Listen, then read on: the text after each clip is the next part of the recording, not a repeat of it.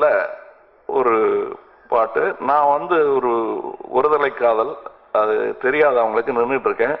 அதுல இவனுக்கு மாத்திரம் கேட்குற மாதிரி ஒன்று வரணும். அப்படியே பார்த்துட்டு இருக்கான், சொல்ல நினைக்கிறாருன்னு ஒரு சீனு. அது வந்து வாகினி ஸ்டுடியோவில் நடக்குது அந்த ரெக்கார்டிங். அப்போ சொன்ன உடனே இவர் ஒரு ஒரு தபலால் அடித்து நாதன்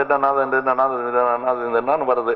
அந்த தபலா இது இந்த இதுக்குள்ள ஒரு மெட்டில் நீங்க ஒரு பாட்டு எழுதணும்னு கவியரசுகிட்ட சொல்றாங்க. அப்ப இவர் வந்து சரி போடுங்கட்டு இந்த தபலாக்காரர் வாசிச்சாரு.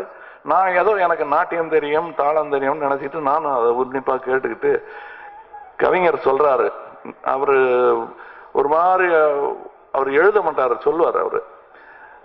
அது தெரியும்.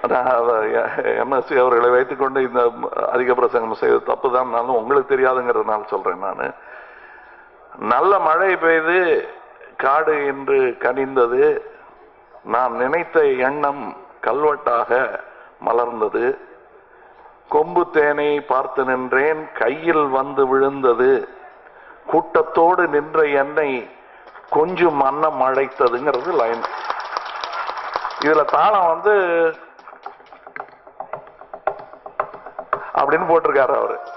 நான் எனக்கு தாளம் தெரியுங்கிறதுனால ஐயா இதுல சேராதுங்க ஏன்ட்டு அதிக பிரசங்க தரம் பண்ணிட்டேன்.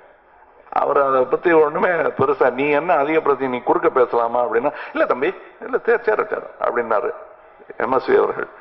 அது செஞ்சு காட்டினதுக்கு அப்புறம் என் மூஞ்சியெல்லாம் செவந்து போய் எனக்கு தாளம் தெரியும் நான் நினைச்சிட்டு இருந்ததை கவிஞரும் சரி எம்எஸ்வியும் சரி ஒரு க்ஷண நேரத்துல நொறுக்கி அப்பளம் மாதிரி நொறுக்கிட்டாங்க. என்ன நல்ல மழை பெய்து எந்த காடு என்று நாதிந்தென்னு அது போயிட்டு இருக்கு.